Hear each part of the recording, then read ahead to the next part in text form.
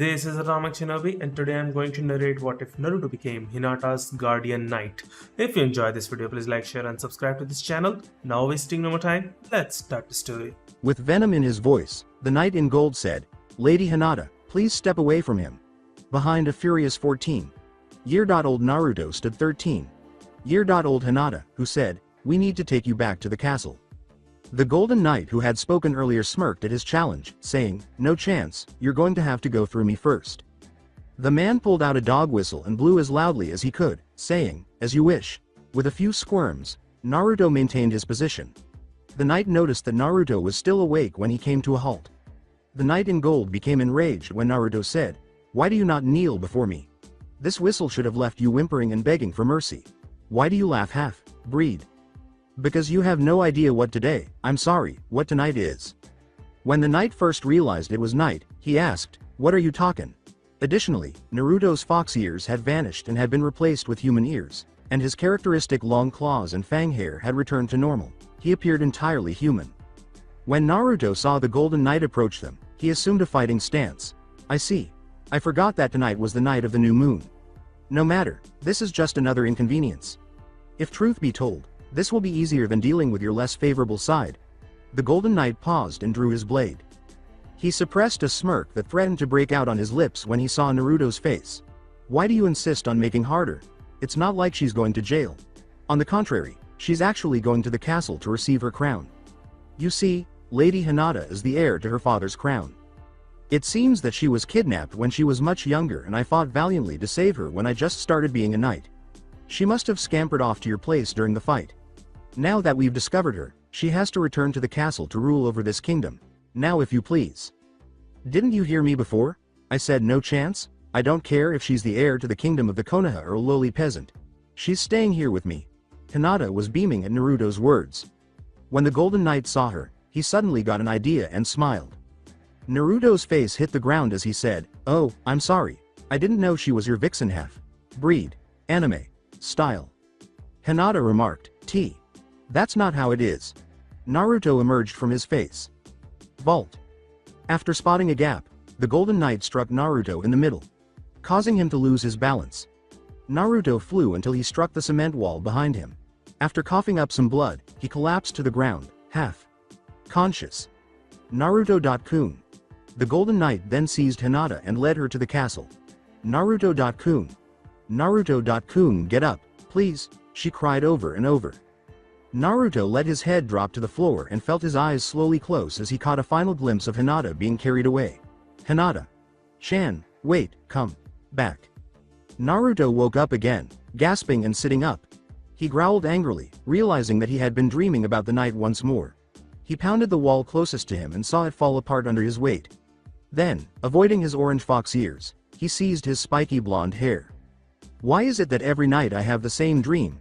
He has been having the same nightmare for the past 2 years, and it keeps coming back to him." Naruto and Hinata haven't spoken for 2 years. Even though he is only 400 yards away, he can still see her. Her knights would always come up with a reason to get her out of the area whenever he got too close. Naruto got out of bed and took a stroll through the forest that surrounded his house. He reached for his dark orange cloak and pulled it on, covering his head with the hood. He was soon consumed by his thoughts, so he went outside and began to walk. Those knights, damn them.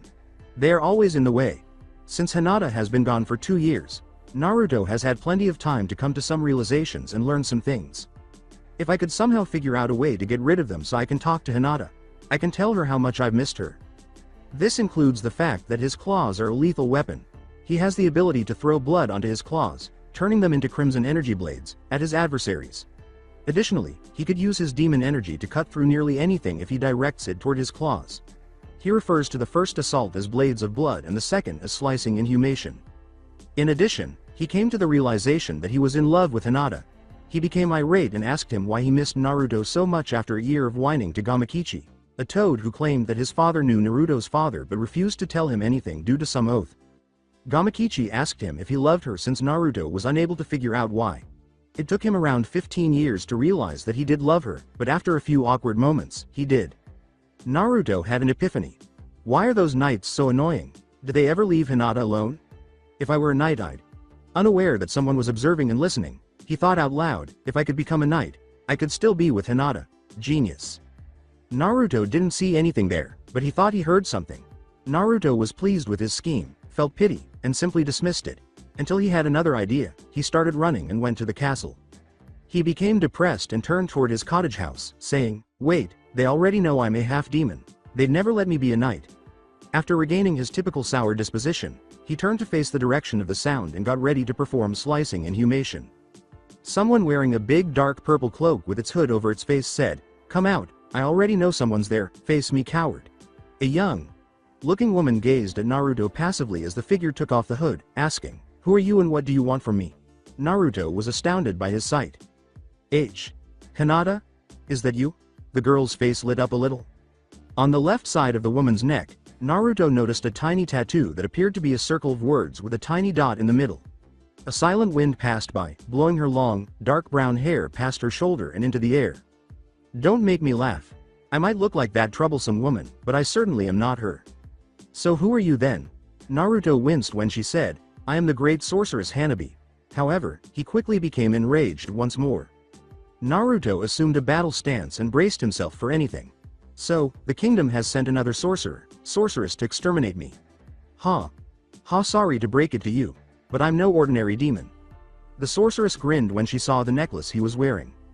Naruto left his stance and asked, "Who gave you that necklace?" "Where did I find this?" He pondered. Her grin widened as she said, "One day when I was out in town, some old hag made me wear it." Naruto's face slammed into the floor, saying, "Sit."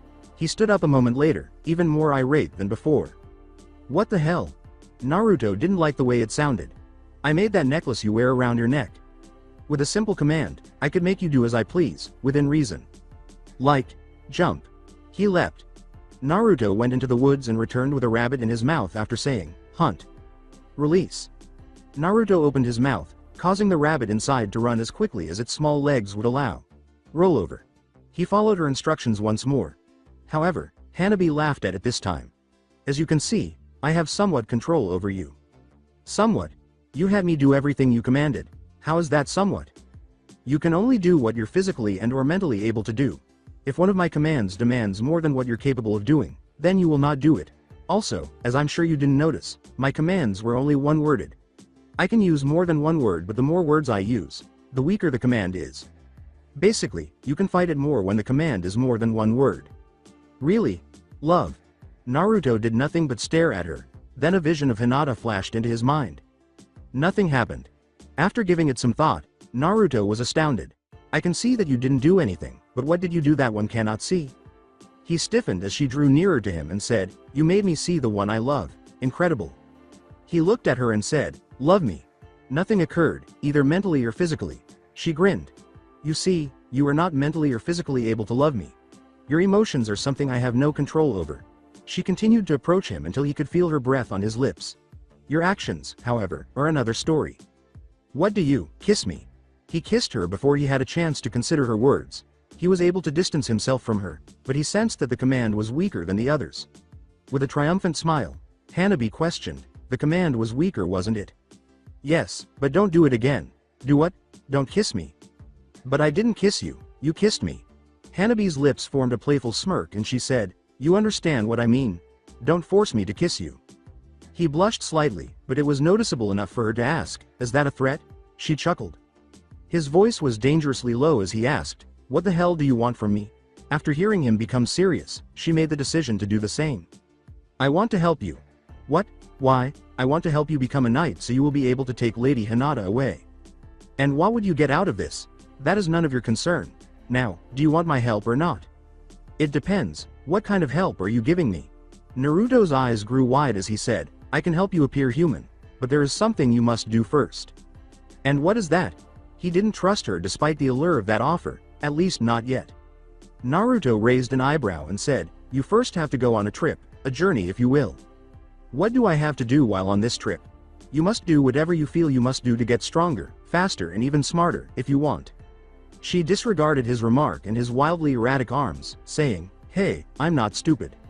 You will return when you feel that you're strong enough." "When will I know when I'm strong enough to return?" "Oh, you'll know. Remember, you're doing this for Lady Hinata."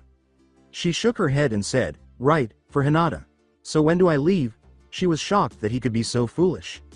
As she said her last words, she vanished. You ask too many questions. Leave when you want. I could be careless the day you leave. The day you return stronger, that's what I care about. Train hard, Naruto, you'll need to for what lies ahead. As he sat on a stump outside his house, Naruto reflected on what Hanabi had said. Should I do this? Can I do this? Then Hinata crossed his mind. I'll do this for Hinata, he said, rising to begin his journey. He left without receiving anything because, as the outcast half demon, he had no valuables. After a month of traveling, he came to the conclusion that defeating demons was the only effective method to increase his strength and speed. His brother came to visit him after he had killed a demon cat. Sasuke, his brother, was incredibly submissive throughout the reunion. He just stared at Naruto without saying anything. What teme? Sasuke continued to stare at him without responding. Sasuke was touching the hilt of his sword, but that was about all Naruto could see. Since nothing was going to happen and this was a waste of time, Naruto carried on with his journey. Stupid teme. He muttered to himself. He noticed something gleaming in the river when he arrived at a resting place. He entered to investigate. It was a sword. He raised it for a better view. He noticed that the blade was broken and rusted, as if its owner had been attempting to use it to cut rocks. A demon raccoon charged at Naruto just as he was ready to toss it back into the water. Naruto was quick on his feet and avoided the demon's charge, which caused it to fall into the river. It leapt out of the water and prepared to strike again. Naruto used the sword to attack the demon in an attempt to determine whether it was as useless as it appeared. The demon gave Naruto a swipe with his claw. Naruto had an opening when he leapt and it missed. He struck the demon's chest with the sword. The demon just laughed, even though it seemed to hurt. Naruto snarled but knew it was the right thing to do. Do you expect to hurt me with this? Pathetic. The sword served no purpose. The demon turned on his feet and swung his tail at Naruto after noticing that he was momentarily preoccupied. Naruto was struck and flew back until he struck a tree because he was unable to react fast enough. As the demon raccoon approached to make the kill, he lay still against the tree. Naruto stared up at the demon, unable to move, and said, "It seems as though I have found my lunch." That one swing left his entire body hurting and sore. With the sword at his side, he stood up steadily, unwilling to die yet. Unexpectedly, a young girl materialized and moved to stand between Naruto and the demon. When Naruto and the demon saw the girl standing between them, attempting to break up the fight, they were both shocked. "I won't let you hurt him anymore." She had on a black obi and a traditional red kimono. Her amber eyes are deep set and resemble two blazing flames. Her silver hair, thick and straight, was styled like the trail of a comet. Her ears, however, were the most noticeable feature. "There are fox ears," Naruto pondered. The demon chuckled at them both. "Are you really going to let a little fox girl fight your battles for you?" Naruto stood up and walked slowly in front of the girl, saying, "Stay back, I don't know why you want to help me, but I can't let you get hurt because of me." "But you're still weak." The demon became impatient and launched an attack, saying, "Just stand back and watch me kill this pest." Once more, he threw his paw at Naruto. The young dog girl took the hit for Naruto after pushing him aside. When Naruto saw her hit the ground with a sickening thud, he couldn't believe she had just done that. Naruto became enraged. "How dare you hit an innocent little girl? Who cares? She's only a half-breed. If anything, I did the world a favor. I don't care if she was a lowly human or a demon. That's still not right." As a result of his rage, Naruto attacked the demon mindlessly, saying, "Who cares what you think? You're just a half-breed too." He struck the leg the demon was using to assault the girl with his sword. Naruto became even more irate when the demon made no attempt to avoid the attack. He threw the sword with all his might. The demon's leg dropped to the floor a moment later. The beast let out a cry of agony. The sword felt heavier, but Naruto didn't think his attack would really work. He noticed that his sword had changed when he looked down at it. It was much sharper and roughly 10 times larger than before. The hilt appeared brand new and was also wrapped in a kind of cotton. He attacked the demon once more, feeling pleased by its new look, but halted when he perceived a difference in the demonic energy of the demon and himself. He swung his sword at the rift, realizing he had nothing to lose, and a massive red energy beam emerged. The demon was destroyed in a matter of seconds and didn't realize the attack until it was too late. Naruto approached the young fox girl to check on her after defeating the enemy. He exhaled in relief when he noticed that she was still breathing. After picking her up, he headed into the woods. He made a makeshift camp and left the girl to sleep while he kept an eye on her. For some reason, Naruto felt compelled to keep the girl safe. The girl woke up, bewildered and terrified. Where am I? She turned to see who had said, "You're resting so you could go back home and I am here babysitting you." She discovered that the person was a half-demon, just like her. Although he was wearing a dark orange cloak, she could see that he was wearing orange pants and a black shirt. She relaxed and gave him a smile. "Oh, it's you. The half-demon from before, right?" "Yeah, that's me. What were you thinking? You could have been killed by the demon." She gave a melancholy laugh. "You sound just like my father, you also look like him too. You remind me so much of him that I had mistaken you for him. I'm sorry if I have caused you trouble," the little girl grumbled. Naruto knew that a girl would eventually cry if she was upset, so he said, Hey, don't get sad on me. I'm sorry if I seemed a little mad, but it's okay, really." The girl grinned as she looked up at Naruto and said, "Well, Hinata did it all the time, so I guess this girl would too." Her smile vanished as she turned to face someone else. "By the way, who are you?" she asked. I don't know much. All I know is that my name is Eva and I am a half-demon. My father was a very powerful demon who controlled the western lands. From what my cousin told me, he fell in love with a woman by the name of Hoshiko, my mother. I'm not sure what happened exactly, but they both died. That's as far as I know. My cousin told me he found me in the middle of a clearing. And when I woke up, he told me to look for someone. Though that was 2 years ago. She shook her head and asked, "Do you remember his name?" When she told him that, he gasped and his eyes widened. "No, wait," he said, "to look for someone by the name of Naruto." Me? Was she instructed to find me? However, why would? "Who's your cousin?" Oh, well, I don't know." He was so shocked by what he had just heard that he started to perspire. "All I know is that he had eyes, hair, ears and claws like you and me. Now that I think about it, I do think it's weird that he didn't mention his name to me. Oh well, it can't be helped." Naruto let out a sigh. "Well, what did he tell you to do once you found Naruto?" Eva laughed sheepishly as Naruto fell face first to the ground, saying, "I forgot. I never did pay much attention since I was still healing from my injuries." What happened? Since he assumed she wouldn't recall anything more, Naruto chose to ignore her statement. "That's another thing I don't remember." Rising, he began to walk through the forest, which was called the Forest of Lost Souls. Eva stood up and trailed Naruto. Naruto paused and looked in her direction. What? She asked with a naive smile. "What do you want?" She put her hands behind her back and smiled, giving him the impression that she was trying to soften him. "I want to go with you." Her smile turned to a frown as she said, "Sorry, no brats allowed." Eva pounced on Naruto and gave him a direct look. Naruto noticed that her eyes were surrounded by white, glowing orbs and a bright, light blue aura. The aura then began to move to her back in the shape of what appeared to be 2 angel wings. This aura cannot be demonic. It is too pure. Her mother must have been something more than human, even if her father was a demon. There is no other explanation.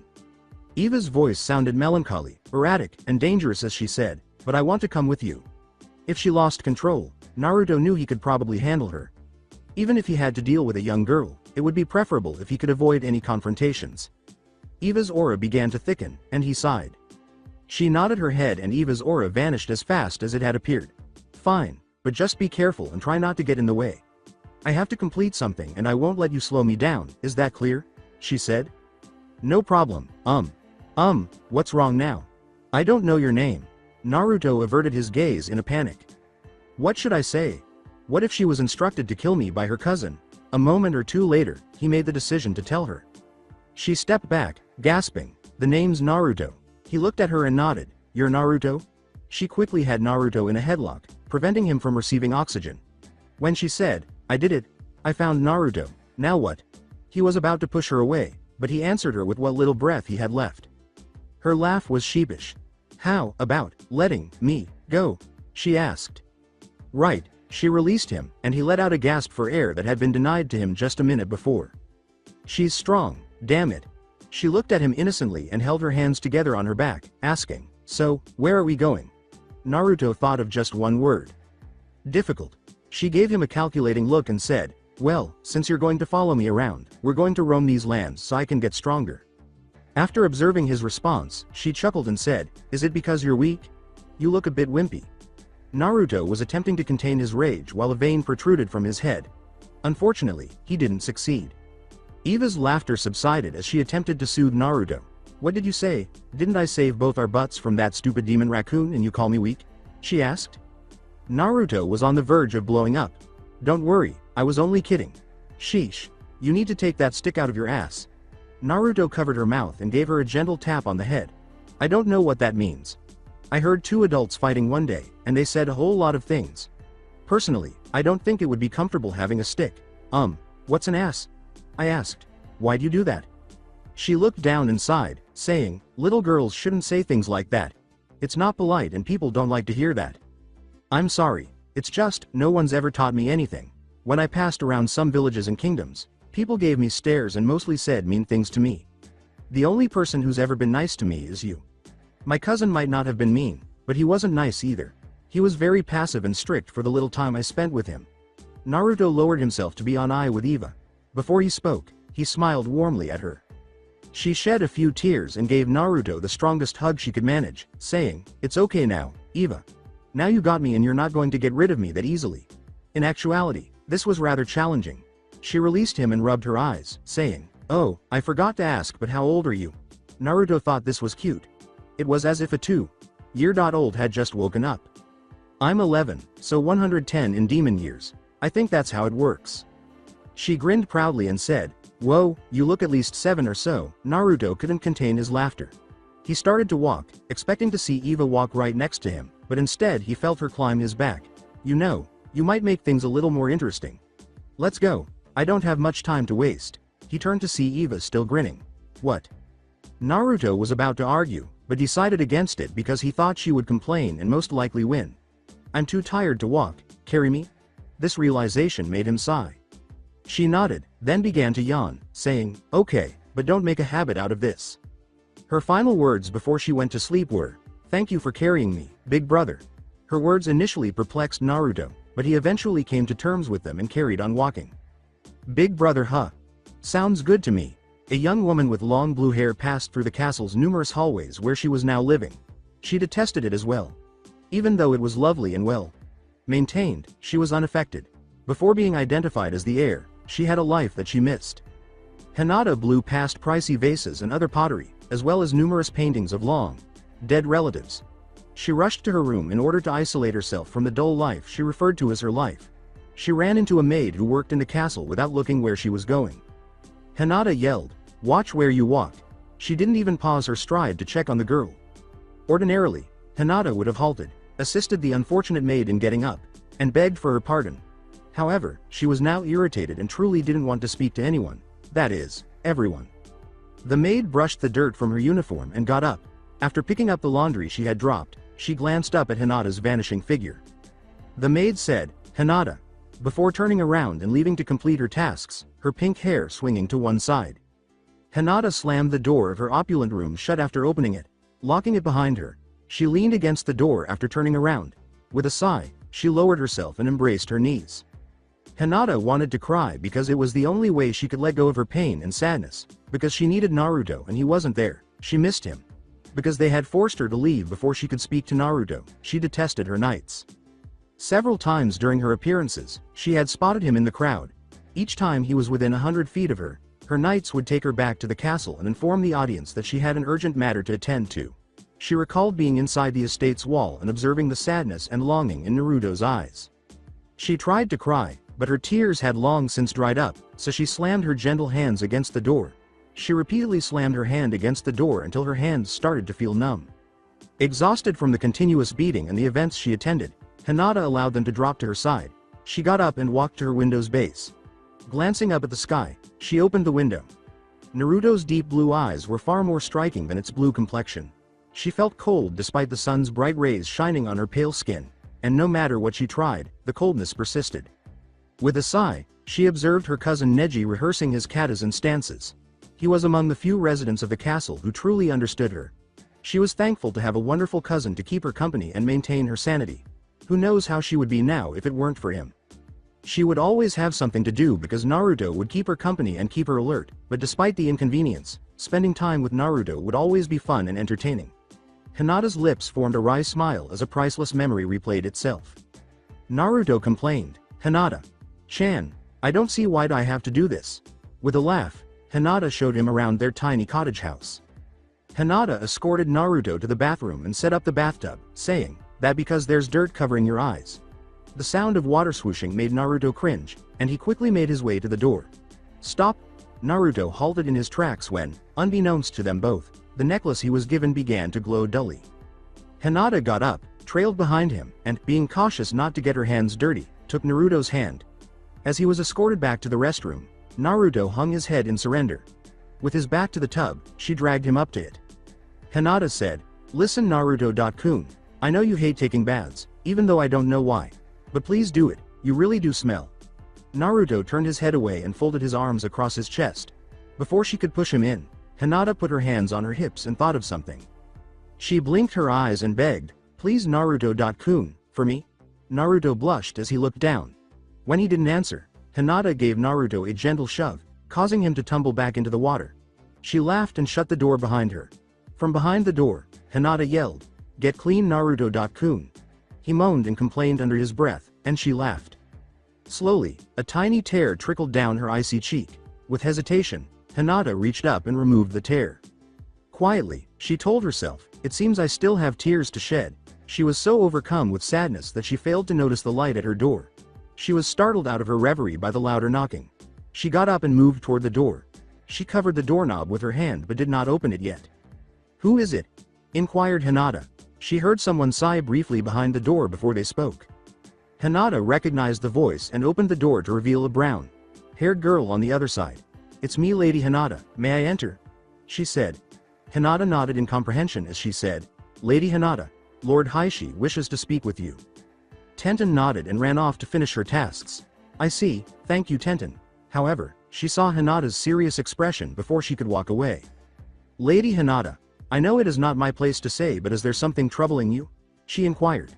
Hinata's stoic expression, which she had been taught to have, quickly concealed her sadness. Hinata asks, "What makes you say that?" Halfway through her speech, Tenten's courage left her. "Nothing, my lady. For a second, I mistook your expression for another. Please forgive me, but know that my door is always open and my ears are always here to listen in case you may have something bothering you." Tenten left right away. Tenten hurried away from Hinata as she watched. After that, Hinata left to find out what her father wanted from her. With a sneeze, Naruto stumbled off the branch he was perched on. He shifted his arms and body to maintain his balance, but it was in vain because he fell with a crash. He gazed up at an unfocused sky, his eyes dazed. Naruto snapped out of it when he saw something with a bright side. His vision cleared, and he saw Eva staring back at him with a smile. He said, what are you looking at?" His smile grew, and Eva closed her eyes. "I saw that." Naruto sighed and said, "I was afraid of that." Before leaping forward in a handspring and landing on his feet, he rolled back, allowing his feet to dangle in midair. He picked himself up. "So, how'd it go?" inquired Naruto. Eva gave a proud laugh. "I got it," Naruto said, staring at her. "You're joking." As she produced a bag containing 4 apples and 7 oranges, she shot back, "I never joke about this." Naruto gazed incredulously at the fruit. "How?" She ended by grinning proudly, saying, "This man left a whole lot of it outside a store on top of a cart. I thought he just didn't want them, so I took some." With a drop of perspiration, Naruto slapped his face with the palm of his hand. Eva rubbed an apple with her shirt and took a large bite out of it, asking, "Did the cart holding the fruit have a sign with numbers and letters?" "Ayo no?" she asked, her mouth hanging open. Taking an orange from the bag she was carrying, Naruto said, "Lucky guess. Just don't do that again." He quickly tore through the orange's skin with his claws. He sunk his teeth into the orange and tossed the skin in any direction. Since Eva was a half-demon and therefore prohibited from attending school or anything else, he was aware that she was illiterate. Fortunately, Hinata was there to teach Naruto how to read and write. He might add sloppily, but it was still something. Naruto's ears dropped a little as his mood changed to one of sadness at the sudden thought of Hinata. Eva took smaller bites and tasted the apple, asking, "Why?" She tried to recall what they were discussing as she jolted Naruto out of his reverie. Naruto concluded his talk with a soft flick of her nose. "Because it's called stealing and it's frowned upon by society. The only time I want you to steal is when it's necessary. Other than that, no stealing." Eva scowled at Naruto and wrinkled her nose. After finishing his orange, Naruto used the inside of his cloak to wipe his hands. Then he picked up his sword and made his way to the tree from which he had fallen. He slipped it firmly onto his black obi. Eva suggested that he get it so that he wouldn't have to always carry his sword. So, did you decide what you're going to name it? Eva responded. She consumed what little was left of her apple and tossed the core in a random direction. Naruto felt a pulse emanate from the sword and looked down at it, saying, "Name? It's just a sword, it doesn't need a name." Behind Naruto, a voice said, "A sword may be made from inanimate objects, but that doesn't mean it doesn't have life." When Naruto turned around, he saw a wrinkled old man riding a large black bull with big eyes. Naruto stepped in front of Eva and yelled, "Who are you and what the hell do you mean by that? That's ridiculous." Aside from the large sledgehammer he was carrying, the elderly man appeared innocuous. Naruto, however, refused to take the chance. His sword gave Naruto a second, more powerful pulse. Naruto snarled at the elderly man, saying, "It seems you keep ignoring your Tessaiga's pulses, not really a good idea on your part." "Shut up, and what's the deal with you naming my sword? That's kind of creepy." A tiny vein appeared on the old man's head, and he said, "I have to agree with my Ni-san on that one, old man." "I'm not that old," exclaimed the elderly man. Eva laughed and said, "Say that to the wrinkles, old man." Naruto forced himself not to laugh aloud, and a smile came to his face. "Ha ha." Naruto hardly held back his laughter as he said, "Just shut up with that. My name is Totose and I created that sword you hold in your possession, whippersnapper." Eva infuriated Totose by saying, "See, that is such an old person thing to say." Naruto said, "Anyway, you're crazy, old man. I found this sword abandoned by a river about a day's walk from here." Totose then struck Naruto's head with his hammer. Totose shouted, "I said stop calling me that." After Totose raised it slightly, Naruto rubbed the area he had struck. Totose lifted his hammer to retrieve it, but Naruto caught it and prevented it from moving further. With a step back from Naruto, Eva remarked, "That wasn't really a good idea." Naruto's grip on the hammer tightened as his once bright blue eyes turned blood red. When he heard a cracking sound from his grip on the hammer, Naruto grinned and flashed his canines. In an instant, Totosai's bull gave Naruto a nasty headbutt, forcing him to drop the hammer and send him hurtling back. After that devastating blow, Naruto willed his body to stand up. "Senile old man." Naruto kept his voice down. Totose inhaled deeply before directing some fire toward Naruto. Naruto jumped high into the air with little time to react. Taking advantage of the situation, Totose continued to fire at an unarmed Naruto. Because of the fire, Naruto was invisible.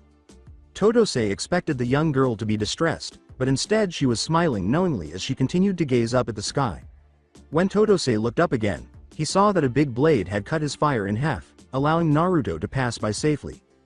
Naruto whirled around and positioned the Tessaiga to defeat the old man and his bull, his eyes glimmering with resolve. Naruto missed as Totose moved his bull back. The edge of his sword dug into the earth. When Totose noticed Naruto's nails glowing a light red demonic energy, his triumphant smile vanished. With a shout of slicing inhumation, Naruto released the demonic energy he had been holding in his hands, creating light red energy head blades for Totose. When it hit the ground, dust rose to the surface and formed a cloud. Thinking he had wounded the elderly man, Naruto grinned. Naruto turned on his heel and saw Totose smiling and unharmed, saying, "It seems you are not as weak as I thought. You really exceeded my expectations." The frown took its place, and the smile vanished. "But you'll need to be better. As strong as you are, you're still weak compared to the many demons that roam this earth," Totose explained.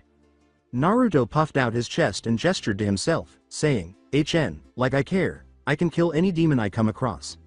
Eva grinned at the assurance and directness of her older brother. With a pause, Naruto said, "I see, what about your older brother?"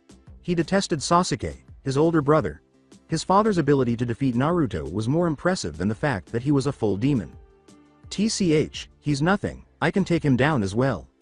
Naruto turned to see Sasuke's passive expression and asked, "Is that so, little brother?" He wore a black hakama and an open white shirt. His black obi held his sword in place. Naruto snarled, "Sasuke." Sasuke gave him a disinterested glance before turning to face Eva, who was looking at him incredulously. Naruto's eyes widened before turning to face Eva. "So I see you have found Naruto, little Eva." Sasuke then turned to face Naruto and said, "I thought you died long ago. I find it hard to believe that you actually found him, but it seems that you have." Clocking his teeth together, Naruto asked, "So what's this about killing me, Naruto?" Sasuke's eyes narrowed slightly before he vanished, saying, "Like I said, I can take you down if I wanted to." Naruto's entire left arm was suddenly cut, and he was unable to determine what caused it. He sustained another cut across his chest, followed by additional cuts above and below his left eye. Then, with his sword sheathed, Sasuke emerged beside Totose.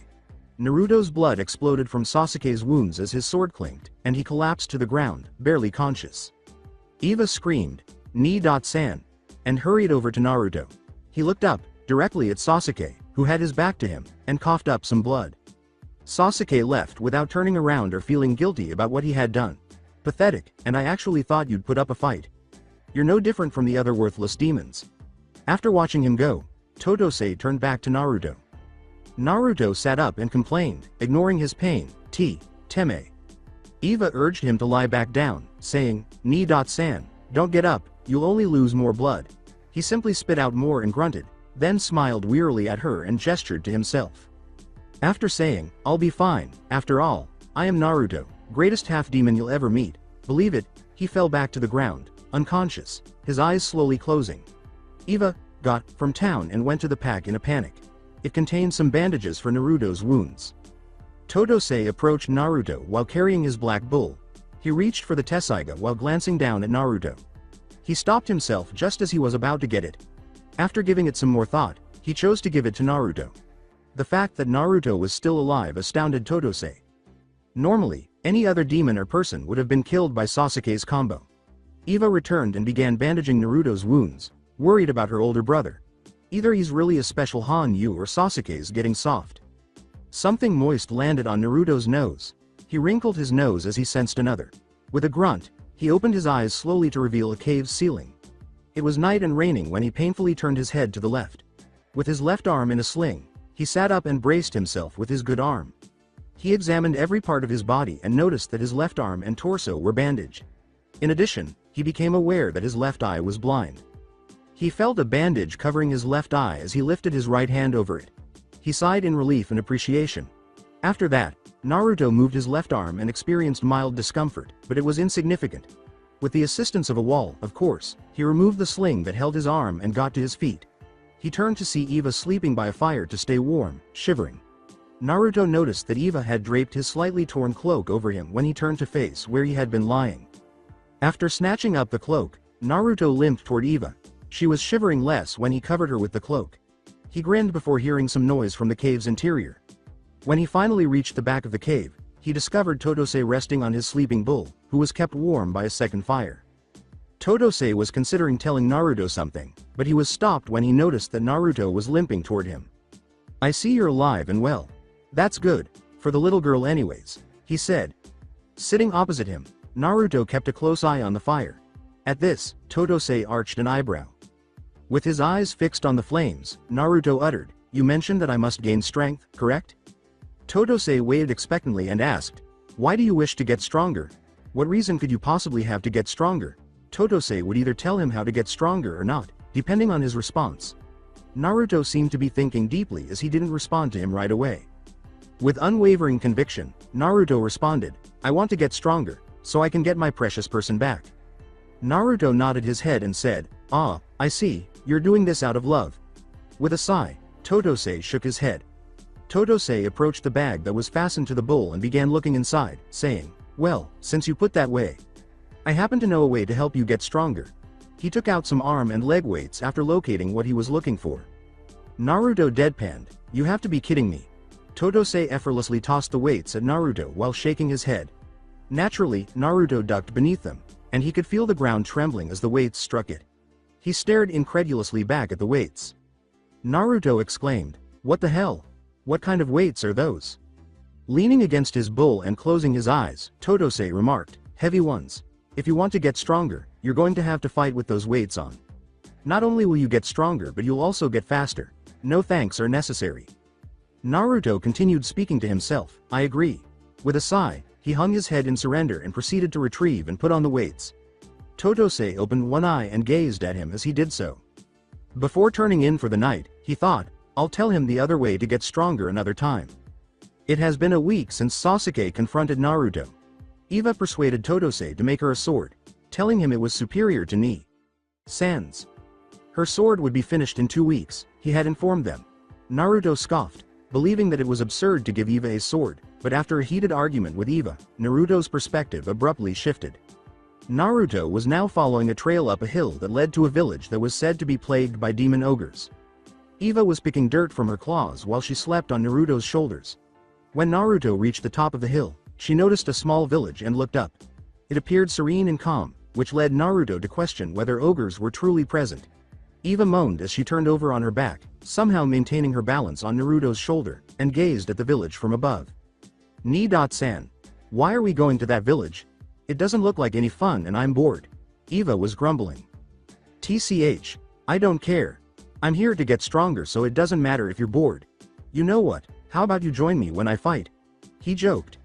Eva's eyes glowed and had the expression of someone who is coming up with the greatest idea ever. Eva then leapt off his shoulders and sped toward the village, leaving Naruto behind, saying, "That's a great idea, Ni-san." He ran for Eva after he recovered from his shock. Naruto, nearly tripping over his foot due to the weights, said, "Eva, hold on, I was only kidding. Stupid weights." He felt uneasy when he eventually descended the hill and entered the village. Naruto told himself, even for a human village, it's too quiet. He was confirmed to be correct by a sudden tremor in the ground. When Naruto sensed another one, he turned to look to his left, where the shake was coming from. As he flipped back from a blue, 10-foot ogre wielding a large club, he noticed Eva laughing. Naruto leapt to action and used the Tessaiga to block another ogre's swing. Until he saw Naruto's red eyes, the ogre laughed at him. Red eyes? The ogre thought. No way. Naruto pushed the ogre away with unexpected strength. The ogre retreated a few paces. He became enraged after glancing at Naruto. The ogre remarked, "Little half-breed think he tough." Naruto grinned in response. Naruto made fun of the ogre and saw its face change from blue to red. "Big ogre, no big words. Make me laugh." With a loud roar, the ogre called two more to join the fight. A frown took the place of Naruto's smile. Damn it. He's swearing. As he was ready to remove the weights, he recalled Todesai's advice to wait until he was truly accustomed to them. He muttered a curse as he spoke. He put the Tessaiga in his obi, deciding to lighten his load. Naruto simply stood there, watching the ogres as they watched him, but they appeared interested in what he had planned. Eva exclaimed with joy, Oh, let me fight them, Ni-san." Naruto turned and grinned at her. "I doubt you'll be able to take them on, but if you can make two ogres fall down, then I'll buy you whatever you want," Naruto said. This made Eva's eyes sparkle. "Promise?" Eva gave an enthusiastic nod, but then she turned serious as she said, "I promise, and I always keep my promise." She stayed motionless and closed her eyes. Her eyes were much darker than before when she opened them again. The amber eyes, which had once been joyful, had turned dark and serious. As she charged at the ogres, Naruto had little time to study them. As the ogres chuckled, the central one lifted its club and struck Eva directly, causing dust to fly from the ground. Eva ran up the ogre's club and out of the dust as the ogre's laughter got louder. Eva wanted them to act, but they were too shocked to do so. Like a drill, she leapt to her feet and began kicking down ferociously on the face of the middle ogre. After Eva backflipped, the ogre lost his balance due to the continuous kicking and fell to the ground close to Naruto. When Naruto witnessed the ogre fall at the hands of a cute Lil Hanyu, he was shocked. Grinning, Eva gestured the V for victory. "That's one Ni-san." Determined to at least take down one more ogre, she ran directly towards them once more. However, the ogres were now aware that Eva was not to be taken lightly. While one ogre waited to swing when Eva was in the air, the other swung down at her again, much more quickly. When the first ogre attacked, Eva leapt to her feet as they had predicted, and when the second swung, it was almost impossible for Eva to get out of the way, until Naruto made the decision to intervene. Naruto threw back his right arm, used his demonic energy to charge his claws, and pressed them firmly against his own. Slicing inhumation, he reached forward and cut the ogre's club in half, causing it to miss Eva. Knowing that Naruto was there to defend her, Eva was unaware of the ogre's sneak attack. Eva landed on the other ogre's head and began using her claws to scratch it. With a moan of agony, the ogre prepared to strike Eva with his club. Eva anticipated this, but she didn't stop. Instead, she braced herself. In an attempt to eliminate the bothersome Hanyu, the ogre swung his club. When Eva abruptly moved out of the way, the ogre struck his head, losing his balance and causing him to groan before collapsing backward, unconscious. The second ogre to fall by Eva landed directly on top of the first ogre, which was unfortunate for him. The ogre moaned, his back, which was likely broken, hurting a lot. Eva watched with a smile as Naruto defeated the final ogre. She felt that it would be wise to put some distance between herself and his fight. The ogre took a few steps back, directly in front of the other ogres, after Naruto delivered a roundhouse kick to its face. Choosing to do it now, Naruto removed the Tessaiga and sensed the clash between the ogres and his demonic energy. Once more relying on instinct, Naruto sliced through the rift and sent a massive red blade of energy straight at the ogres, instantly destroying them. After eliminating the ogres, Naruto sighed and grinned. Eva then leapt on his back and grinned knowingly, which for some reason did not cheer Naruto up. Naruto became tense and regretted the promise he had given her when she began. "You know what I always wanted." With a resigned sigh, he began to leave the village while Eva was on his shoulders, telling him what she most wanted. The villagers watched Naruto's retreating form as they slowly left their houses without telling anyone. When they saw that he had permanently taken care of the ogres, they applauded. The curtains hanging in front of the window blocked the light, so there was no light in the room. She was sobbing uncontrollably in a corner of her room while tightly clutching her knees to her chest and locking the door to her room. Even more than before, she detested this. She hated the people of the kingdom of Konoha. They were all avaricious and uninformed. It sickened her that all they wanted was money and power. Reflecting on what her father had said, Hinata sobbed into her knees. "I know this isn't exactly what you want, Hinata, but it is for the best. I'm sure you'll learn to get over it and accept it." Hinata closed her eyes tightly and scoffed. "Move on," he says. "I have to do something against my will in 2.5 years, so that won't work," she thought sourly. She told herself, "I hate this." Her eyes began to well up with tears. Her question was directed at no specific person. Where's Naruto-kun? When I need him?" Hinata didn't look up when someone gently knocked on her door. She didn't seem to care. She heard Tenten ask in a muffled voice, "Lady Hinata?" In response, Hinata said, "Go away. I don't want to talk to anyone." Tenten remained silent, giving Hinata the impression that she had left. A few seconds later, Hinata moaned as a louder knock came from her door. "I said." Hinata heard her father say, "Hinata Hyuga, you come open this door immediately." Hinata wiped away her tears and approached the door, not wanting to aggravate him further. When she opened it after unlocking it, she saw a stoic Heishi standing behind a terrified Tenten. She could tell he was angry by his expression, but it vanished when he saw her puffy, red eyes. However, he kept it to himself because he didn't want to reveal his true self to others. Still a little uneasy in her father's presence, Hinata stammered, "Why? Yes, father?" Hinata looked at the ground and bowed, saying, "Tenten was sent to come get you to eat. Now go get ready for it. I don't want you to be seen like this." Tenten followed Heishi as he nodded and made his way to the dining room. After shutting the door, Hinata went to get herself fixed. Why she was suddenly compelled to eat in the dining room was beyond her comprehension. Usually, they would leave her alone after bringing the food to her room. She wasn't meeting a suitor or anything, was she? After a month. After dodging a quick arc, Naruto leapt back, preparing his own sword to battle his opponents. With his sword raised and poised to fall, his opponent charged directly at him. With a smile on his face, Naruto took a quick step aside and tripped his opponent, causing her to fall face first to the ground. Eva put her sword aside but did not let it drop and rubbed her nose, saying, "Ni-san, that hurt." The blade of Eva's sword is blue in color and has waves engraved on it. The guard's grip is made of gray metal with a wave-like pattern inlay of a light lavender color, giving it the appearance of a pair of angel wings. There are several moonstones on the pommel.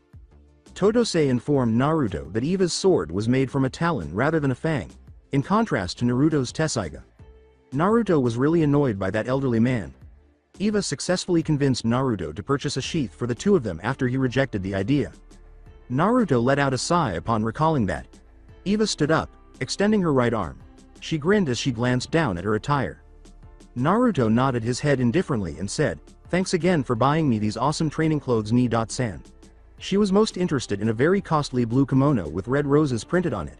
She only wanted it to look nice, Naruto assumed, along with other things that girls considered. He didn't think it would be comfortable to fight in one of those things, so it seemed strange to him that Eva used it for training.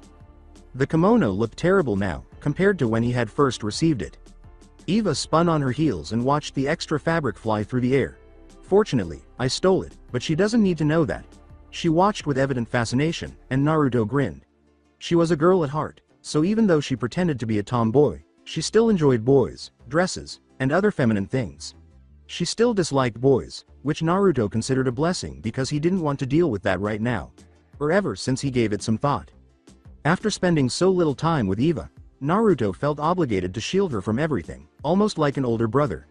Regardless of whether they were demons, humans, or something else entirely, boys were the first thing on his list of things he would defend Eva from. Eva suddenly leapt onto Naruto's shoulders and, in order to keep from falling off, put her small arms around his neck. Naruto shook his head and asked, "So Ni-san, what are you thinking about? She could be a little annoying at times, but what's a little sister without the annoyance that goes along with her?" "Not much, just the future." He cast a sorrowful glance down. Now he wondered how long it would be before he was well enough to go home. It would be a dream come true for him to see Hinata's smiling face again because he truly missed her. Eva snapped her hands in front of his face, jolting him out of his reverie. With genuine concern, Eva said, "Geez Ni-san, you've been nodding off a lot lately. Anything you want to share?" Eva grinned broadly and said, "No, it's nothing really, just thinking about going home soon." Eva leapt off Naruto and began a little victory dance, saying, "So that means I get to see where you lived." Her dance made Naruto laugh, but she chose to ignore him. Naruto raised his arm and swung it around, saying, "Calm down Eva, I said I was thinking of going home soon, that doesn't mean I am. I still have to get stronger. Even though I can move a little easier now that I got used to the weights, it still doesn't mean I'm strong enough. Besides, if you're going back with me, you're going to have to get stronger too." This made Eva stop and look at him. Naruto thought he would see anger in her eyes, but instead he saw anticipation and excitement. "Really?" she inquired eagerly. With hesitation, Naruto replied, Sure." Then, as Naruto hung his head, Eva began another dance and cheered. "I was only kidding," Naruto said, feeling a tiny twinge of pain surge through his chest. He covered his heart with his hand and felt its beat quicken. This only occurred when something negative was happening to Hinata, and it scared him. Naruto prayed that this was a false alarm for once as he gazed up at the sky, but he knew it wasn't. He put his head forward and closed his eyes. Naruto opened his eyes and gazed at the ground before saying, "Hinata, wait for me, soon enough, I'll be home again to get you back. But why'd I have a feeling that it might be too late by then?" With a sigh, Naruto entered his former residence, feeling both relieved to see Hinata again and a little sad to be back in Konoha. Naruto made the decision to return home around 2 years after he first met Eva. He learned new techniques for using his sword, Tessaiga, while traveling. He can use Wind Scar. Initially, he had to detect the clash of the demons and his demonic energy to locate the rift, but he quickly learns to use it without detecting it by applying his own power to it. Naruto discovered after his journey was over that Eva had changed significantly. The length of her hair reached her mid-back. Her amber eyes became more pale and eventually turned blue. As strange as it may sound, her eyes would always change color based on the time of year or when she was in a challenging circumstance. Although they are always amber, her eyes do occasionally change. They turn a little green in the spring. They turn somewhat purple in the summer. They turn a shade of red in the fall and blue in the winter. He also evolved over time. His hair grew a little darker and longer. His claws and fangs also grew longer and sharper.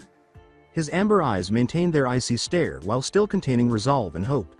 He still sports the white shirt underneath his robe or fire rat. However, Eva's appearance completely changed.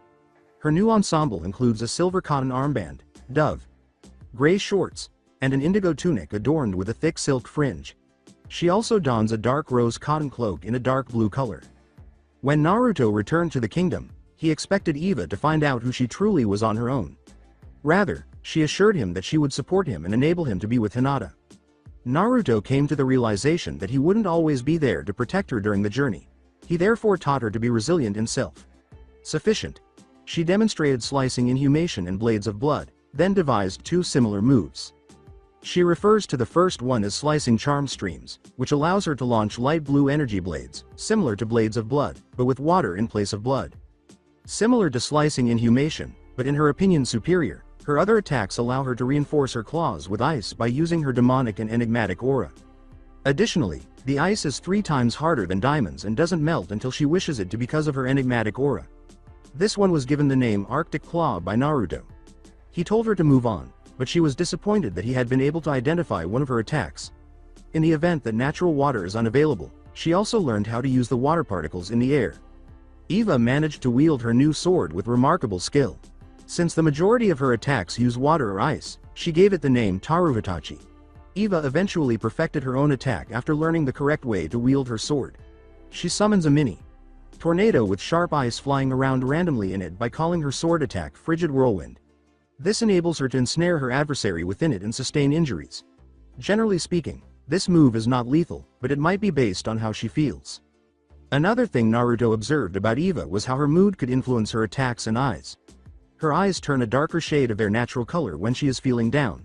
But when she's feeling good, they get a little bit happier. Likewise, her attacks. Her attacks get more vicious, powerful, swift, and lethal when she's upset. It's accurate and normal when she's at ease. As he waited for night to fall, Naruto sat quietly on his couch. As he waited, he naturally shifted and fidgeted in his seat because he is an impatient person. Naruto looked out the window to his left. A lot had changed since he had last been inside the kingdom's boundaries. He still had his old cottage house. He received the same icy looks from almost everyone, but this time he had to give them to Eva, who he thought of as his younger sister.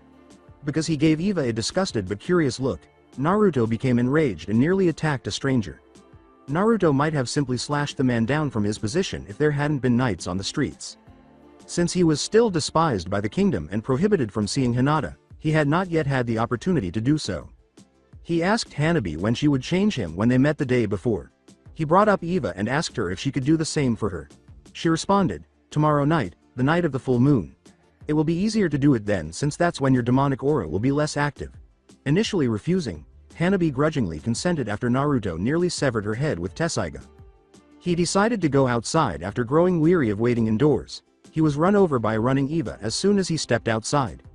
Naruto was left stranded on the front porch after Eva locked and closed the door. He noticed that it was getting dark and that the sun was halfway down when he woke up.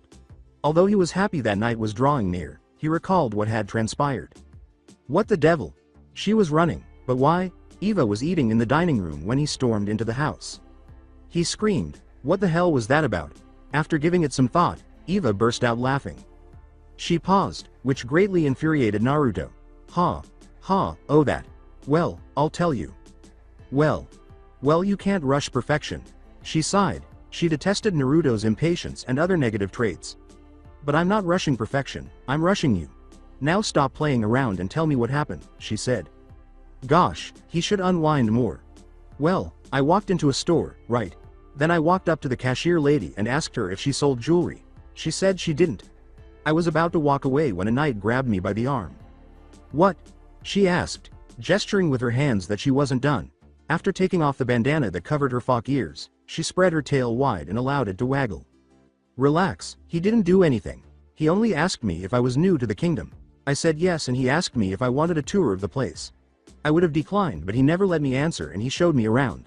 I got to see a lot of cool things like the kingdom's beautiful lake and a village not too far from the kingdom's border." "Is that why you ran me over when you came back?"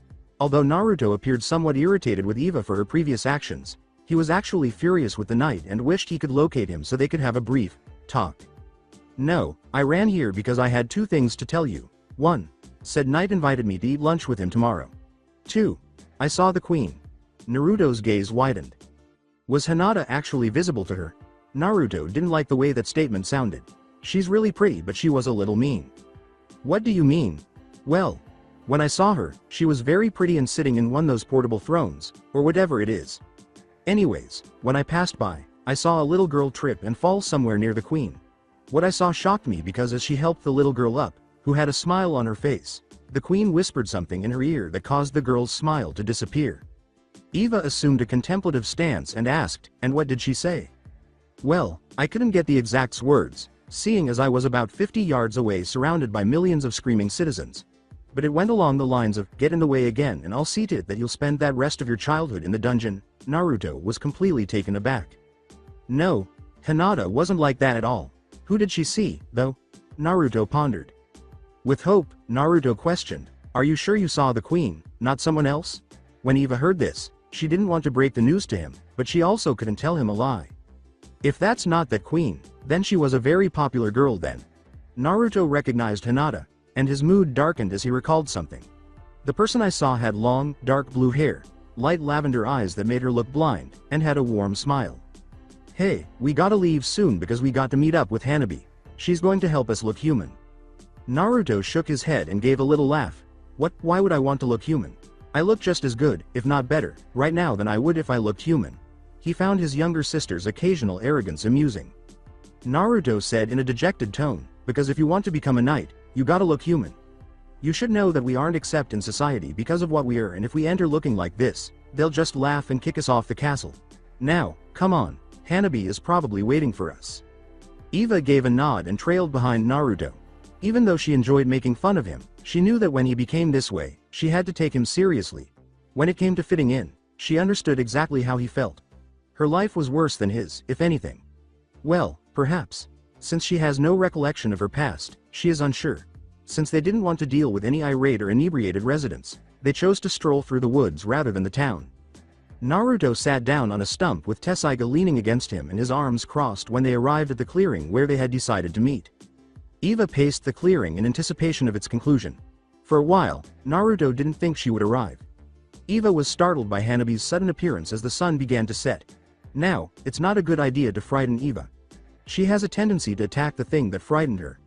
Thus, Eva leapt into the air and launched an attack when Hanabi suddenly appeared. Slicing Charm Stream. Her attack was blocked by Naruto after he obtained Tessaiga.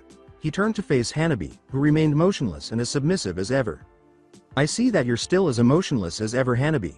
Naruto snarled at her statement, and you're still that annoying, arrogant, weak little boy I met 2 years ago. She laughed a little but still managed to display minimal emotion, saying, shut up, I was not weak. Eva took a step toward the pair. Hanabi glanced at them both before turning to face the lowering sun. Anyway, are you going to help us or not? He asked. She noticed Naruto and Eva transforming back into humans when she looked down again. Her hands glowed a menacing blue as she began to chant, I guess so. Now, it would be easy for me to just make your looks permanent, but the knights and everyone else already knows how you look when you're like this. So, I'll just have to mix it up a bit. She pointed her hands at Naruto after completing her chant, and the glow moved from her hands to Naruto. Eva screamed, Naruto, and shielded her eyes from the intense light to avoid becoming blinded. She couldn't believe it when the light went out and she turned to see Naruto standing there. Naruto. Naruto was unconscious as he lay on the ground. Hanabi had her eyes closed and smirked, but Eva continued to stare at her brother. Eva glared at Hanabi as she looked up. With her sword in 2 hands, Eva asked, what are you smiling about? She was prepared to defeat Hanabi if needed. Hanabi kept her smirk on her lips while raising an eyebrow at Eva. With her hands glowing a dull purple, Hanabi remarked, you think you would be able to bring me down yourself? Many have tried, many have died in the process. Sweat trickled down Eva's brow, and she tightened her hold on the hilt of her sword. Uncertain that she could defeat Hanabi. She wasn't even certain that she could get one hit before being taken out, if anything. The words, damn it, caused Eva and Hanabi to break eye contact as Naruto struggled to stand up. Eva put his left arm over her shoulder and rushed to his side to assist him in standing. His eyes pierced Hanabi, but they didn't have the desired effect. Grr, the hell, was that? He asked. As Naruto spat blood on the ground, Hanabi's smile mockingly said, I made you look more human. What? Don't tell me that hurt. Naruto glared at her as he began to gather his thoughts. I'm actually impressed. Most wouldn't be able to withstand the pain and mostly die. It appears you have grown stronger. Now that he was on his own, Naruto said, whatever, I'll survive, apparently. But Eva remained by his side. Before flying off its hands and going toward Eva, Hanabi's hands glowed a menacing blue. I guess it's her turn. Acting quickly, Naruto pulled Tessaiga out of its sheath and swung down as a tiny yellow light flared. The menacing blue light vanished after being cut in half by the now glowy sword. As Naruto began to perspire from the exertion required to accomplish what he did, Hanabi gave him a strange look and her smile vanished. However, why was it so difficult to perform a seemingly simple task like swinging Tessaiga down and activating it? As Tessaiga transformed back into its original form, Naruto remarked, if she went through what I did, then I don't think she'll be as lucky as me. He dropped to one knee and was supported by his Tessaiga. Hanabi put her hands on her hips and sighed. Naruto snarled as Hanabi questioned, how boring, so you want me to use the spell that's painless? Naruto yelled, if there was a painless spell, then why didn't you use it on me? Hanabi shrugged her shoulders in response. She replied, it would have been boring if I did. Naruto coughed in his hands before wiping the blood from them. Feeling that his legs could sustain him, he stood up, sheathed Tessaiga, and turned to face Eva. Naruto said, it's up to you. Do you trust her to make you look more human? And Eva averted her gaze, as if she was thinking. With a slight smile, she remarked, if you trust her Aniki, then I do too. After returning the smile, Naruto turned to face Hanabi in an unreadable manner. Did he have faith in Hanabi? Yes, to a certain degree, but with this. Hanabi nodded as Naruto said, "You better be sure this is painless or I will kill you." Hanabi pointed it at Eva as an auspicious green glow emerged in her hands this time. It quickly flew from her grasp and encircled Eva. When the green glow around Eva was blown away, Hanabi arched an eyebrow curiously. Eva was examining her hands, and she still appeared normal. "Hey, what gives? I still look the same," she responded, as though to pose the same query to Hanabi. Naruto turned to face her. Eva flinched as Hanabi approached her and touched her cheek with her hands. Hanabi's hands glowed a spooky green before a white light blew her hand away from Eva's cheek. "You're no ordinary Hanyo," Hanabi said. As Hanabi's right hand began to burn, the light went out, leaving her hand blistered, and she stumbled back. Her hand was instantly healed when she called forth a dark light. She glared at Eva, who was too startled to sense that she was being glared at. However, Naruto noticed it. He questioned, "The hell is that about?" As she lifted her right hand and examined it, Hanabi remarked, "This girl, nothing, it's not important right now. From the little time I was able to examine her, it seems that her blood is making her immune to my magic." She could still feel the burn of Eva's pure aura, even though the blistering and scar had disappeared. Eva said, "So, after jolting out of her reverie." Before turning and leaving, Hanabi responded, "So there is nothing I can do." Her body appeared to haze out of Naruto's line of sight before he could call her out. He clenched and unclenched his fist, growling. "Aniki." Naruto looked at Eva, who was staring at the ground with a disillusioned expression. Despite her amber eyes shining slightly, she said, "I'm sorry that I can't look human. I just wish I could and go with you tomorrow." No one paid attention, and Naruto placed a hand on her shoulder while she maintained her dejected expression. He gave her a warm smile when she looked up. Eva nodded, and they began to walk in the direction of his cottage home. "Don't worry, we'll think of something. Let's go home." She stared at him as she looked up. Naruto laughed when she said, "You know, you don't look that much different from your old self, though it's still hard to tell. Does that make sense?" The remainder of the walk home was quiet after Naruto said, "Somewhat, but I'll be able to see what you meant when we get home." Eva yawned and slammed into the nearest couch as soon as they entered.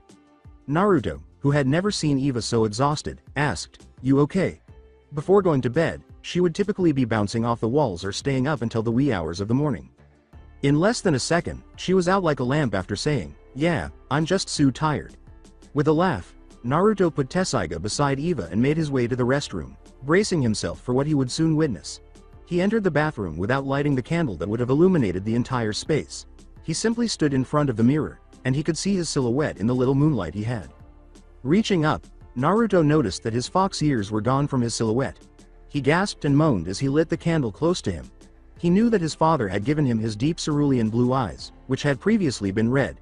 He had seen a photograph of his mother, a strong Daiokai with blood-red eyes and long red hair who, unless she was in her demon form, always wore a long white kimono. His dad. As he continued to assess his new appearance, Naruto shook his head. His long, blonde hair, which had red tips, had grown shorter and was now more subdued. Now, his savage teeth were shorter than those of any other person he had ever seen. Naruto was somewhat saddened by the disappearance of his whisker marks because Hinata had expressed her love for them to him. When he raised his hand to run it through his hair, he saw that it had also changed. It was devoid of claws. With a sigh, Naruto was going to extinguish the candle when he noticed, from a distance, that he resembled his father. He slammed his palm on top of the candle and snarled as the burn from the wax began to eat away at his skin, but he didn't care. His father was someone he detested. In the scant light in the room, he could see that the wax had solidified and adhered to his palm when he picked it up. Before it returned to its natural color, Naruto's palm was a dark red when he peeled it off. It appeared as though he still possessed his demonic energy and healing abilities, because he couldn't help but smile despite his anger. Naruto laughed and clenched his hand. He was certain that he would win his love back in some way or another with this new appearance and the strength he had acquired via his training. A young woman in a dark purple cloak with the hood over her head hurried past the people in her path, muttering something under her breath and drawing strange glances from those around her. Since they were only mortal and such creatures were merely a waste of flesh and space, she chose to ignore them. When the guards didn't notice she was inside, she grinned as she crossed the cement wall that stood between her and her target. The woman began to levitate up to the window of the room she was looking for as she approached the castle in front of her, which had a slight green glow beneath it. The woman's hands phased through the window's glass and unlocked it, landing silently on the window sill. With a dull thud, the woman pushed it open and jumped into the room. After that, the covers on the bed across the room tossed and turned but remained motionless. Disappointed, the woman shook her head. She was disappointed in her father as well as the person occupying the bed. He was mistaken. In front of her, he made the poor decision to rule the kingdom with a queen as an excuse. Preparing her to govern the kingdom was a mistake on his part. He was also mistaken to disregard her as the candidate to lead the realm. The icy voice from beneath the covers asked, "What is it you want?" After gasping, Hanabi quickly regained her passive demeanor. Hanabi sat down on a chair that just so happened to be next to her and said, "I was just checking up on you, my queen." Hanabi's somewhat terrified gaze was pierced by the queen's emotionless, icy white eyes as she sat up. Despite her fear, Hanabi was struck by the woman's transformation since their first encounter. When she first met the girl, she was a sweet and brave girl. But because of her, Hinata now hardly ever expresses any emotions other than her anger, which she now uses against her, and the happiness that the people of Konoha are experiencing. As her eyes narrowed slightly and Hanabi felt perspiration trickle down her cheek, Hinata said, "I don't need to be checked up on. I am perfectly capable with taking care of myself. Do you doubt my ability at self-defense, beloved sister?" Hanabi felt pain begin to wash over her as the tattoo on the left side of her neck began to glow. Hanabi bit her bottom lip and said, "No, my queen. I was just making sure you were okay." She detested the seal that was applied to her on the day that Hinata was revealed to be the heiress. The seal would actually activate at the mere thought of doing so. She initially objected to using it since Hanabi was so severely injured that she passed out. Although it was her fault for bringing out Hinata's anger, Hanabi cursed it. The pain in her body was then dulled by the seal's retreat. She gasped as she was covered in perspiration and her breathing became difficult. As Hinata put on her fake smile, Hanabi sneered, forcing her body to look up. Hinata lay back on her bed and said, "Go, I still need my rest for tomorrow." Hanabi shook off the numbness in her neck and stood up. Hanabi smiled knowingly and said, "Milady, are you ready for the event tomorrow?" Prior to falling asleep, Hinata glanced at Hanabi and noticed the smile. Hinata responded, "Of course, I have been preparing for it for the last 2 years." As Hanabi noticed a hint of emotion returning to Hinata's eyes, she suppressed her laughter. The thought of what she had to do tomorrow seemed to be igniting the spark that had been dormant inside her. Hanabi said, "It just seems that you are not ready considering the announcement of the marriage between you and Lord Inuzuka." She could see the regret in Hinata's eyes, but she could also feel the room grow cold from her rage. Hinata responded hesitantly, "I will do what I must for my kingdom. If that is to rule beside Lord Inuzuka, then that is what I will do." As she opened her mouth, Hanabi's knowing smile turned into an expected one. She cried out in agony as the pain in her neck returned and intensified. "What about Naruto?" she asked. Pushing aside her covers, Hinata rose to her feet in front of Hanabi, who was kneeling and clutching her neck. As Hinata glared daggers at Hanabi's frightened form, she questioned, "What do you know of Naruto?" Through the pain, Hanabi said, He's arg, milady, please, I cannot talk while, under the seal's influence." Then, he felt the pain go away once more. With her composure, Hinata said, "I will not ask again. What do you know of Naruto?" Standing, Hanabi stumbled. Ignoring her pain, Hanabi remarked, "He plans on winning you back, to save you from this place." The lavender hue of Hinata's eyes briefly returned before being replaced by a white tint. She went back to her bed and said, "I see." Without needing to be reminded twice, Hanabi vanished in a whirlpool of shadows, leaving Hinata by herself in her chamber. "Now leave me, if not, I won't hesitate to activate the seal to its full potential." Hinata slowly moved her hands to her eyes and felt her tears as she felt the humidity in them. "Why is it that only he can help me shed my tears that lay dormant in my eyes?" she thought to herself. Her heart was beating faster than usual, so Hinata covered it with her other hand to somewhat slow it down. She said gravely, "Love, such a useless emotion. Your attempt is in vain, Naruto." Hinata's white eyes briefly closed before opening again to reveal her lavender orbs as she turned to the side and gazed at the moon. She opened the top drawer and looked at the nightstand beside her. She was holding a necklace with a large green gem that was secured with a rope. As she felt herself losing consciousness, she gripped the necklace tightly and held it against her chest, saying in a sad yet sweet voice, "Naruto-kun, please, hurry." As he awoke on the roof, Naruto grinned as the sun's rays warmed his exposed skin. Naruto leapt from the roof, stretched his limbs, and approached and opened the door. Even though he couldn't see Eva anywhere, he could tell that she wasn't sleeping anymore. As he entered the house, he noticed that his bathroom door was shut. "Eva." He laughed when he heard a drowsy groan coming from within. "Nothing," he shouted. hearing another drowsy groan. I just wanted to make sure you were here. He went to his kitchen, opened a fairly large box, and laughed. Nothing. He closed the wooden box and entered the couch, saying, "Damn it." Before a loud yell filled his house, he lay down for just a moment. Naruto leapt to his feet, ran to the source of the yell, and blasted open the bathroom door. When Eva was staring at herself in his bathroom, he stood there stunned. You still look." Eva's jade eyes widened in surprise as she finished for him, human. Her hands were over her head, searching for her now. Black hair's silver fox ears, but they were nowhere to be found. When Eva began to laugh and ruffle her soft black hair, Naruto retreated a step. "That's odd." Naruto shook his head in response to her question. "You know what this means, Iniki?" She exclaimed. "This means that can now go with you without a problem," and Naruto realized that she was correct. He seized Tessaiga and threw her Taruvatachi to Eva, beaming, "Well, come on, let's not waste time doing nothing." After she caught it, they both ran to the castle in hopes of becoming knights for the queen. Naruto yelled, "We have to be a what?"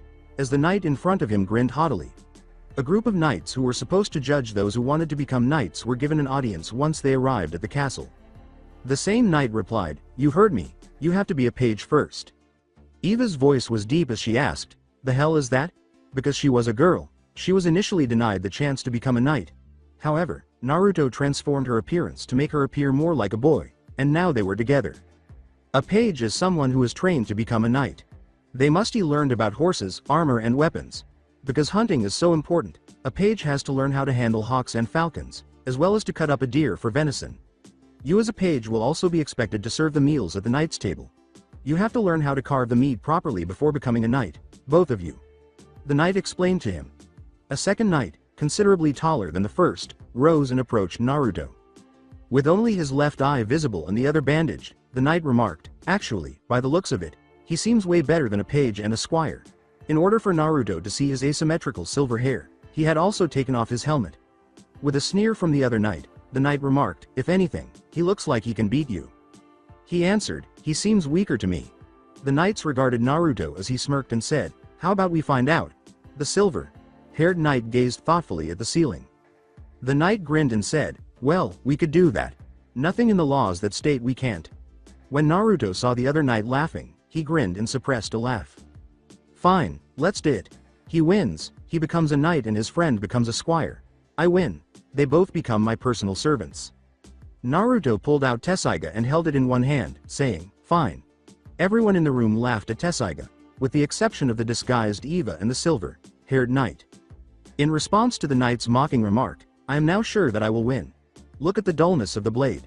Naruto grinned. Everyone in the room, which was oddly an old dojo, gave the two some space after he said, "We won't know how dull the blade is until we fight." After the knight produced his sword, the two began to sidestep one another, circling the middle of the room.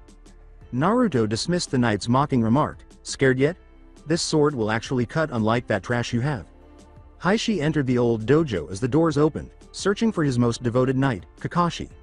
He noticed that everyone was observing Ebisu, one of his knights, wielding his sword in combat against a much younger man Heishi had never seen before. Heishi exclaimed, "Here I go," as he saw the young man's sword. He genuinely didn't think the boy was foolish enough to wield a sword that looked so drab and ancient. The young man concealed his sword behind his back and leapt into the air. Hiyoshi was astounded by the sword's new appearance when he struck Ebisu. When a sword larger than any he had ever seen collided with his, Ebisu exclaimed, "W. What?" As he pushed Ebisu back with unbelievable strength and power, Naruto grinned. Naruto pulled his sword back and swung down once more, shipping Ebisu's sword this time. Pathetic. Naruto leapt into the air, swung back, and struck Ebisu's protected back with the Tessaiga's hilt. Nevertheless, the attack was so powerful that it dented the silver armor and struck Ebisu's kidney. After taking 5 steps forward, Ebisu collapsed to his knees, struggling to breathe. Naruto grinned as he glanced down at Ebisu. "Who's weak?" inquired Naruto. "Certainly not you." Naruto turned to see a man with white, pupilless eyes and an expensive blue kimono. Everyone but Naruto and Eva bowed down at him, and he thought, "No pupils." Eva and Naruto gave the knights on the floor a strange look. Heishi said, "Why don't you bow to me?" Naruto bowed and Eva followed, saying, "Oh, I'm sorry." This man apparently held a position of authority, and Naruto would be damned if he wasted his opportunity to become a knight simply for refusing to bow to him. To Naruto, Heishi said, You may rise. He stood and gazed in awe at Heishi. Naruto grinned at the compliment, thinking that perhaps this man would let him become a knight. I am impressed, you were able to take down Ebisu quickly. However, your movements and skills do not fit the qualifications to be a knight. Naruto exclaimed. What? Ignoring Naruto's question, Heishi questioned, why do you want to become a knight, young man? Well, because I wanted to help the kingdom, and what better way to do that to become a knight? Replied Naruto. Before he left, Heishi was assessing him. Eva and Naruto nodded at one another and followed Heishi after he said, follow me, young ones. Upon their departure, each knight exchanged glances with the others, aware that impressing Heishi was nearly impossible. Naruto and Eva couldn't help but wonder what Heishi wanted with them as they passed numerous paintings. Heishi halted in mid-step and remarked, you said you wished to better the kingdom, or help I suppose, but you were hiding something from me. He turned to face the two people in front of him. Naruto abruptly dropped to one knee and lowered his head as he said, I do wish to better the kingdom. However, I do have a hidden intention I have kept from you. His words to Heishi, who was emotionless, were, I wish to become the queen's personal knight so I may better protect her. Why? Was his only question. Heishi continued to stare at Naruto as he replied, because she has helped me before and I just want to repay the favor. Heishi now had the responsibility of determining Naruto's fate after he had risked everything. Naruto looked up to see Heishi leaving, saying, I see, very well then. Eva said, so, and Heishi and Naruto exchanged glances. Naruto nodded joyfully and was ready to run when Eva grabbed his collar. You will start today, right now in fact. She is in her room preparing for the special event later. If you may tell us where it is, we would be much obliged. Eva responded. Heishi nodded his head after gazing into space. He guided them through a tangle of corridors before coming to a big door. After knocking, the door opened a moment later, and he entered. After hearing a chilly voice respond to his inquiries, Naruto and Eva watched him leave. Without saying another word, he walked away, searching for Kakashi once more. You may enter now. After inhaling deeply, Naruto entered the room. He saw Hinata and stopped dead in his tracks. She had changed from the attractive girl he had known to a beautiful, mature woman. But he wasn't frozen stiff for that reason. Hinata said coldly, please shut the door. I don't want people to see me in my undressed state. However, Naruto remained silent upon witnessing Hinata's toned and slender figure, which was hardly concealed by her panties. She was actually only partially nude because she was wearing her panties and had her left arm draped over her breast while her right hand threw her bra aside. As soon as Eva entered, she closed the door and shielded Naruto's eyes. As Hinata proceeded to undress in front of Naruto and Eva, she laughed sheepishly. Her personal knight was in the room, but that didn't stop her from getting ready for the event later. But she didn't know that the image in front of him was permanently etched in Naruto's mind. That's it for today. I hope you guys enjoyed this great story. See you in the next one.